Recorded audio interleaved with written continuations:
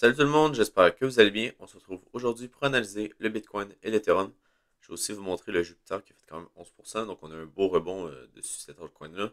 On a également là, quelques altcoins, par exemple le Hundo qui a fait 30%, le Floki à 24%, le Dogecoin à 13%, donc on a quand même un petit peu encore de meme coin qui performe bien. On a également le Caspa à 16%.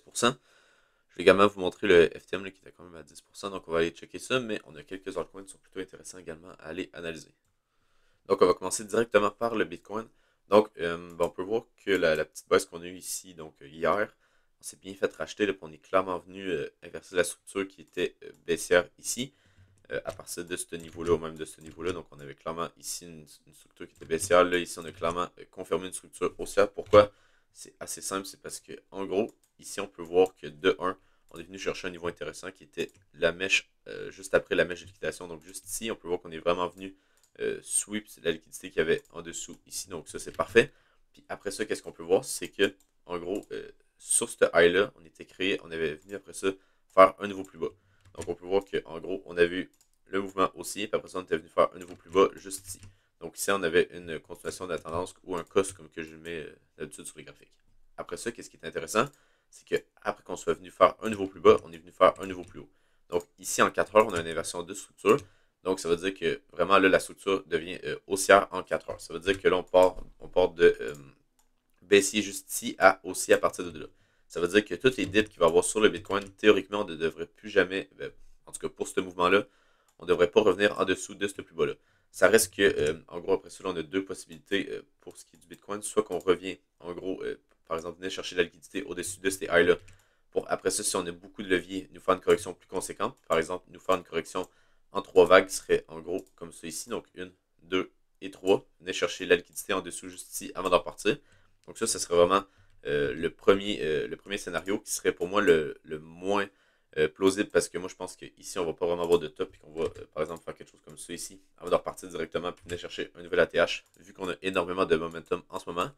Mais ça reste que si jamais on fait une correction en 3 vagues comme ça ici, ben, on aurait sûrement notre bottom là, sur ce niveau-là, donc à partir des ouais, juste en dessous des 60 000. Donc 57 700, c'est vraiment pour moi le bottom qu'on pourrait avoir sur le Bitcoin si jamais on a à avoir une correction plus conséquente. En gros, on peut voir qu'ici on accumulerait de la liquidité, donc faire quelque chose comme ça avant de repartir, ce serait vraiment parfait. Si jamais on a une correction en 3 vagues dans ce style-là.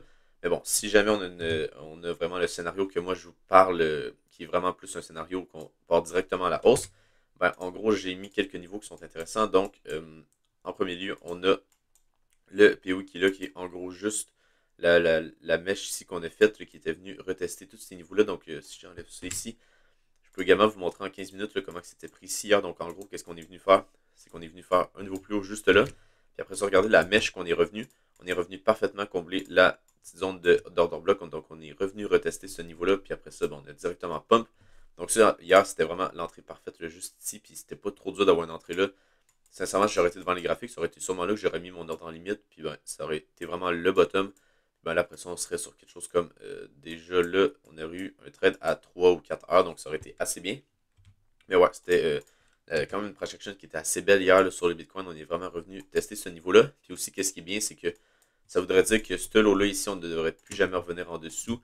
Ça veut dire que ici, par exemple, ben, à moins qu'on fasse une correction trop vague, là, mais ici, en gros, sur la correction qu'on a là, on devrait venir, par exemple, retester ce niveau-là au maximum. On ne devrait pas venir chercher en dessous de ce plus bas-là.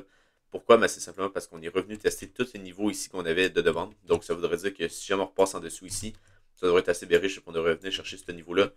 Donc, ouais, c'est pour ça que je vous dis qu'en gros, pour le moment, moi, je regarde vraiment deux niveaux qui sont importants pour qu'on pourrait racheter le dip et en gros tenter un long.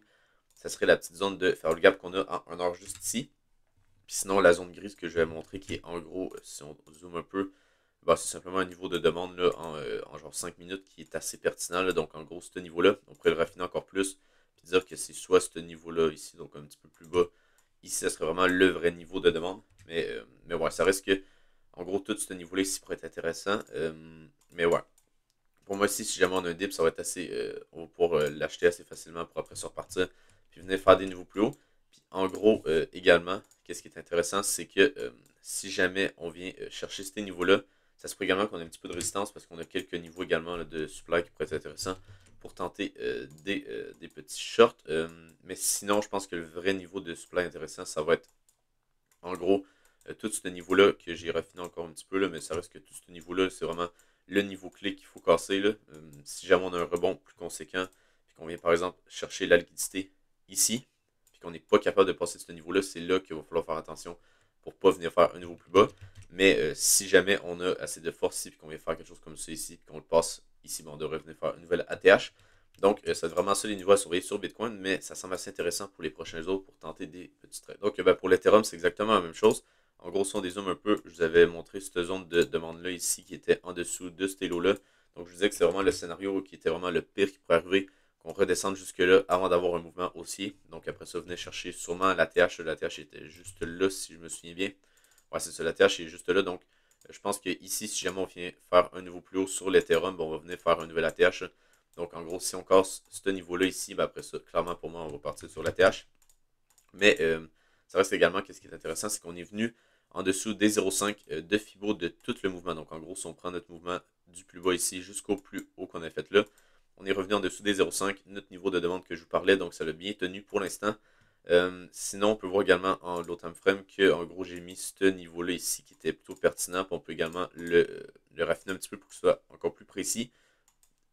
En gros, c'est un petit peu le même niveau que sur le Bitcoin que je vous dirais. Là. Ça serait environ ce niveau-là ici.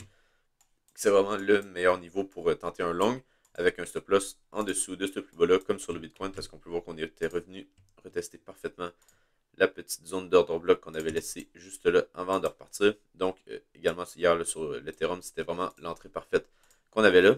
Mais ouais, on ne devrait pas revenir en dessous de ce niveau-là. Donc, ça veut dire que si jamais on revient ici, ça va être une zone assez intéressante pour tenter un long. Sinon, si jamais on ne revient pas là, ça reste qu'on a quand même, ça se peut qu'on le front-run un peu ce niveau-là, puis qu'on vienne par exemple chercher simplement l'order bloc qu'on avait ici. Ça se peut également qu'on vienne par exemple faire quelque chose comme ça ici avant de repartir. Ça serait une correction qui serait un petit peu moins profonde que ce qu'on s'attend. Mais moi, je m'attends vraiment à ce qu'on revienne ici, puis ça serait vraiment parfait pour tenter un petit long. Donc, ben, je vais également faire une petite update sur le JUP. Donc, en gros, on peut voir qu'on était revenu en gros dans ce niveau-là qui était notre extension de Fibo. Donc, on peut voir que, comme par hasard, on a un petit peu de résistance. Donc, c'est vraiment normal, ce niveau-là, qu'on ait un petit peu de résistance parce qu'on était sur les 2,618 de Fibo. Donc, théoriquement, ici, on devait avoir un petit pullback. Finalement, on l'a eu juste là. Ça reste que la structure est haussière. C'est juste que ben, je m'attendais à un petit pullback ici. Puis, je vous avais dit également que j'étais sorti de position sur les 1,35 $. Comme que je vous disais également dans une autre vidéo, je suis rentré finalement sur le SUI à place du JUP. Donc, en gros, j'ai transféré mes profits du JUP vers le SUI. Mais ça reste que pour moi, le graphique est vraiment très très haussier. C'est juste que je pense que le SUI va mieux performer. Mais comme on peut voir ici, on a une petite zone de demande qu'on est venu front-run une première fois ici. Donc, pourquoi pas venir faire un deuxième retest de ce niveau-là avant de repartir. Ça serait vraiment très très bien. Donc, on vient, par exemple, toucher les 0,5, toucher ce niveau de demande-là avant de repartir. Puis là, ça serait une entrée qui serait assez bonne là, sur les environ 1$. Là. Donc, jamais on vient retester les 1$ pour moi sur le JUP, c'est une assez bonne entrée. Pour après ça, les targets pas mal plus haut. On peut également prendre une petite extension de Fibo. En gros, si jamais on vient retester par exemple les 1$ juste là. Donc, si on met l'extension, ça nous amènerait quand même assez haut. Il faudrait juste que j'aille en daily. Donc, on peut voir que ça nous amènerait jusqu'au 2,5$ juste avec cette petite correction-là. Donc, ouais, ça serait assez intéressant là, si jamais on revient sur ce niveau-là de recharger un petit peu de JUP. Ça se peut également qu'on redescende un petit peu plus bas. Donc, on pourrait très bien redescendre puis venir par exemple chercher toute la liquidité qu'on a là. Puis qu'on revienne en gros dans notre zone de rechargement de long. Je dirais que ce niveau-là, il serait assez important là, à tenir, à mon avis. Mais si jamais on revient dans une zone de rechargement de long, ça serait également un très très bon niveau. Donc, par exemple, on fait quelque chose comme ça ici avant de repartir. Puis là, ça nous ferait peut-être une correction 3 vagues avant de repartir. Donc, ça va être intéressant. Mais je pense que sur le jeu, il y a quelque chose à faire également. Donc, on a également le blur qui est plutôt intéressant. Pourquoi? Ben, c'est parce qu'en gros, on est venu chercher en dessous de la mèche juste là. Donc, on est venu chercher la liquidité. On peut voir également qu'on a fait clairement une correction en 3 vagues. On est venu chercher la zone de fair gap en 12 heures. Là, donc, on est venu la chercher vraiment parfaitement là, avec la petite mèche qu'on a faite juste ici. Donc, ouais, c'est assez clean sur le blur. Je pense que clairement, ici, on est juste venu accumuler la liquidité de short. Puis quand on va repartir, ça va être assez violent. Donc, je suis assez bullish sur le blur également. Là, puis je pense qu'on va venir chercher des niveaux plus hauts dans pas trop longtemps. Ça reste qu'il va quand même falloir passer ce niveau-là qui est assez important, qui est vraiment notre niveau de résistance. Avec la mèche qu'on a faite juste ici, on peut voir qu'on s'était on avait fait une petite déviation juste là avant de redescendre pas mal plus bas. Donc ça va être intéressant, mais je pense que le blur à long terme va être plutôt intéressant vu qu'il y a pas mal de volume sur les NFT comparativement à par exemple OpenSea.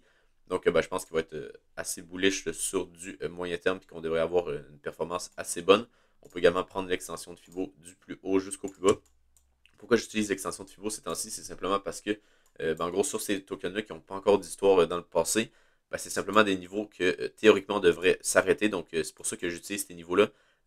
Mais c'est vrai que si par exemple on aurait un graphique qui ferait quelque chose comme ça ici avant de redescendre, ben là je vous dirais ok ben là on a un petit niveau de supply ici, donc ça devrait être le niveau important. Mais vu qu'on n'en a pas pour le moment, ben je vais simplement utiliser les extensions de Fibo. Donc on peut voir que si jamais on part du plus haut jusqu'au plus bas, ben en gros on aurait nos 2.618 au 1.34$, puis nos 3.618 au 1.65$. On a également ce niveau-là qui est au 1$ environ. Donc, ça se peut qu'on ait un petit peu de profit ici qui se prend avant de revenir sur ce niveau-là, puis peut-être faire comme le JUP, avoir une correction pour repartir. Mais ça reste que la tendance ici sur le bleu long terme reste haussière là, avec des plus bas qui sont toujours plus hauts. Donc, théoriquement, ici, on devrait venir faire un nouveau plus haut juste là, puis ben, en gros, continuer de tendance qui est haussière. On a également le Inspect, que finalement, il est redescendu pas mal plus bas que ce que je pensais. Mais ça reste que le graphique n'est pas cassé. Ça veut dire qu'on n'est pas venu faire un nouveau plus bas juste là. Donc pour l'instant, le setup il est encore valide. C'est sûr qu'on est redescendu pas mal plus bas en dessous des 0.786. Mais bon, ça reste qu'on tient en gros la zone de demande que je vous avais tracée juste là. Donc pour l'instant, c'est bon. Mais il faudrait vraiment là, commencer à avoir un petit peu plus de force sur le inspect pour venir chercher un nouveau plus haut juste là. Puis ben là, ça serait assez bon. Là, puis on devrait venir chercher pas mal plus haut sur le inspect. Mais pour l'instant, c'est pas incroyable qu'est-ce qu'il nous fait. On avait également le SUI hein, que je suis toujours aussi bullish dessus. Je vais montrer en low time frame parce qu'en gros on a quelque chose d'assez intéressant. On peut voir que la structure est vraiment très très haussière en low time frame. On peut voir qu'ici on vient chercher en gros cette petite mèche là. On est venu après ça faire un niveau plus haut juste là. Bon, on a juste des mèches. Mais c'est pas si mal. Ça reste qu'on vient tenir le niveau de demande. Après ça on vient faire en gros un deuxième retest. On vient chercher la liquidité en dessous juste ici. Donc ça veut dire que clairement ici notre structure est haussière. Ça veut dire qu'ici théoriquement ce lot là on devrait le tenir. Ça se peut également qu'on vienne tenir ce lot-là ici. Mais après ça, qu'est-ce qu'on peut voir? On a eu une belle impulsion, on est venu faire un niveau plus haut. Donc théoriquement, si on redescend ici, ça serait un niveau d'achat assez important. Donc les 1.62$. Théoriquement, on devrait tenir ce niveau-là. Pour après ça repartir, puis ben, venez chercher les 2$ juste là. Avec les equal high comparativement à la mèche qu'on avait faite juste là. Donc en gros, on a des equal high. Théoriquement, ici, on devrait venir chercher ce niveau-là. Ça se peut ici, comme que je vous dis, qu'on a une petite correction pour revenir chercher ce niveau de demande-là, comme qu'on a fait dans le passé. Là. Donc, on vient chercher le niveau de demande qu'on avait là. Après ça, ici également. Ici également, on est venu chercher ce niveau-là. Donc, pourquoi pas revenir juste là pour après ça repartir. Mais ça reste que moyen terme, pour moi, c'est assez bullish sur le SUI. On devrait très très bien performer. On a également le FTM, que en gros, je vous parlais que quand on était ici environ, on avait notre zone de faire le gap en weekly juste là. Donc, je disais qu'on pourrait avoir une correction. Finalement, on n'a pas eu vraiment de correction. Donc, si on va en daily, on peut voir qu'on a simplement accumulé un petit peu ici pour après ça directement repartir. Puis on peut voir qu'on laisse pas mal de liquidité en dessous de ce lot-là. Mais bon, ça reste qu'à court terme, la tendance est haussière. Puis pour moi, en gros, je pense qu'on pourrait avoir une dernière impulsion haussière pour venir en gros chercher le niveau de supply qu'on avait juste là en daily. Donc, pourquoi ce niveau de supply? C'est parce que c'est le dernier mouvement aussi avant le gros dump qu'on a vu en 2022. Donc, ça devrait être un niveau de supply qui devrait contenait pas mal d'ordres de vente. Mais sinon, si on va juste là sur le FTM là, en low time frame, ça reste que c'est pas mal haussier. Donc, qu'est-ce qu'on vient de faire? C'est qu'on vient de faire juste là un nouveau plus haut, juste ici. Puis, ben, qu'est-ce qui est intéressant? C'est comme que je vous montrer sur la zone de faire le gap en weekly. Comme que je peux vous montrer également. Juste là, c'était, si je me souviens bien, je pense que c'était ici. Que, en gros, qu'est-ce qu'on avait fait? C'est qu'on avait accumulé pas mal de liquidité juste là pour après ça venir chercher un petit peu plus bas pour après ça vraiment partir.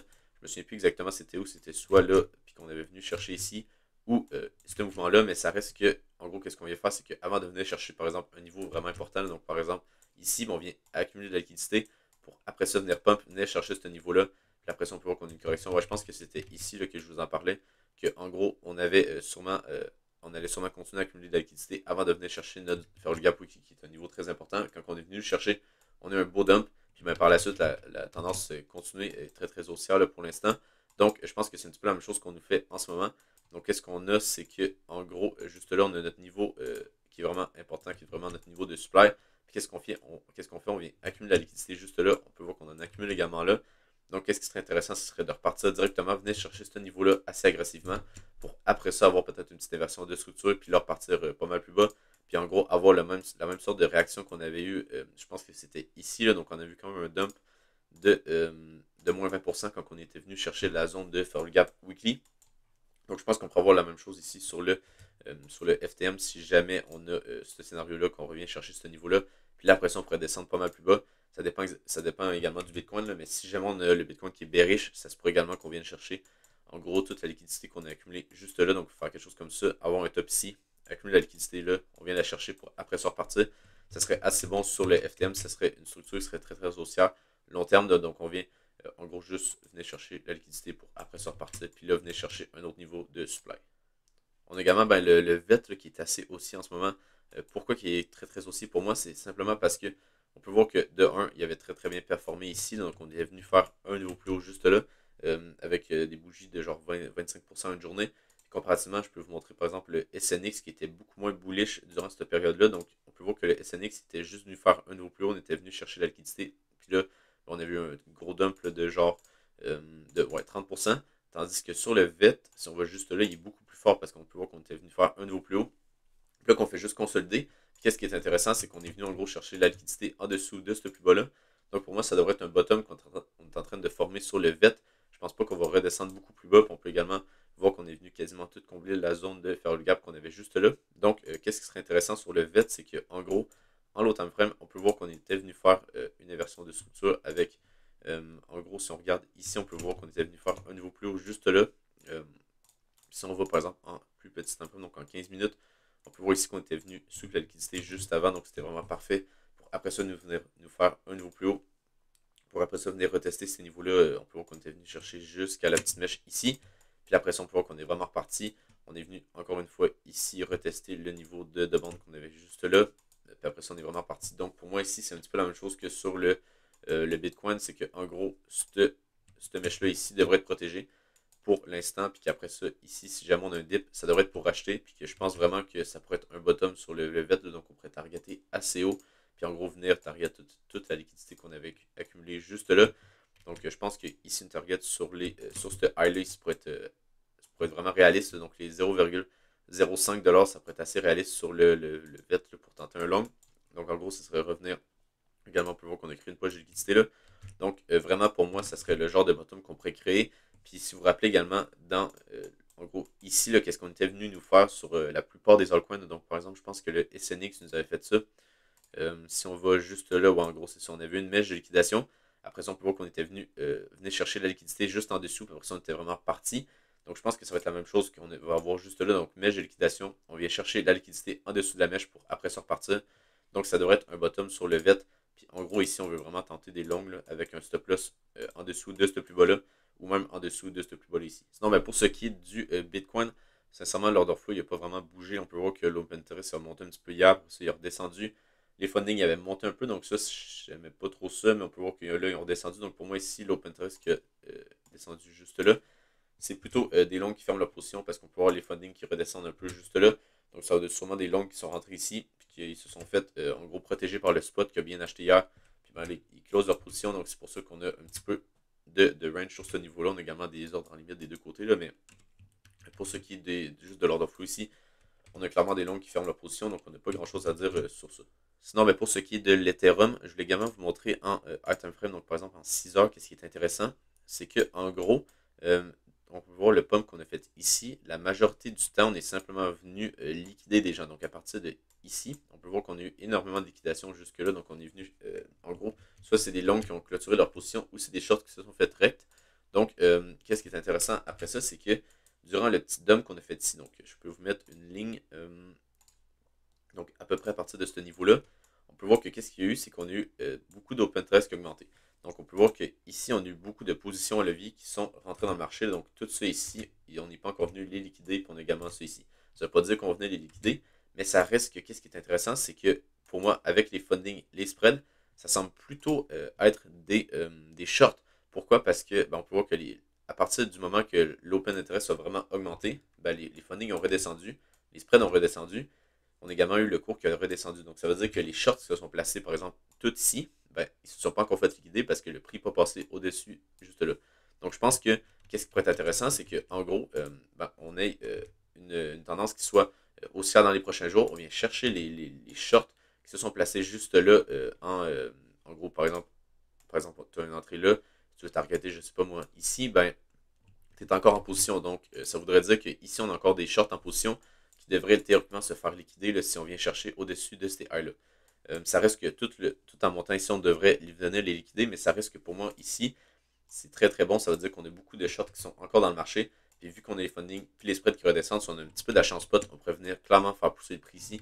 Puis venir, en gros, faire un short squeeze là, comme que vous connaissez. Pour après ça, venir chercher pas mal plus haut sur l'Ethereum. Puis sûrement venir chercher un nouvel ATH. Donc justement, sur les bitcoins, on peut voir qu'on a quand même pas mal de liquidations. On venir chercher environ sur les 69 000 jusqu'aux 70 000 environ. On a pas mal de liquidations à venir chercher. Ça reste qu'après ça, on en a plus tant que ça, mais déjà, si on fait un short squeeze jusque-là, on viendra confirmer notre tendance qui était baissière juste là. Je parlais qu'ici, on l'a confirmé haussière, mais là, ça serait vraiment un niveau plus haut à partir de ce high-là. Donc ça serait vraiment très très bon. Je pense que ça pourrait arriver dans les prochains jours qu'on vient faire un niveau plus haut juste là, puis là, on confirmerait vraiment qu'on est rendu en tendance haussière. Sinon, on peut voir également que sur l'order book, en gros, on a un petit peu d'ordre d'achat juste là, donc on peut voir qu'on en a juste là sur les 65 500, on en a 128 Bitcoin, mais sinon on a également un petit peu ici, donc à partir des 68 000 on a un petit peu d'ordre de vente, mais c'est un petit peu normal. On arrive sur le même niveau qu'on avait eu des ordres de vente juste là, donc c'est normal qu'on en ait encore une fois. Ça reste que, comme que je vous dis souvent, quand on est en tendance haussière, on vient en gros chercher les ordres de vente qui se placent, puis les ordres d'achat, ils viennent simplement supporter le prix. Donc ça se pourrait très bien qu'on vienne en gros simplement pump ici, venir chercher toutes les ordres de vente avant de voir qu'est-ce qui se passe. Mais en même temps, ça permettrait de faire un petit short squeeze. Ça serait assez intéressant à voir, mais je pense que ici, si jamais on vient casser en gros ce high-là ou ce high-là, clairement, on va venir faire un bon short squeeze sur le Bitcoin avec toutes les liquidations qui se sont placées plus au nord. Donc, si vous avez aimé la vidéo, n'hésitez pas à vous abonner sur Twitter et sur YouTube. Sinon, je vous souhaite une bonne journée et on se retrouve pour une prochaine vidéo. Bye!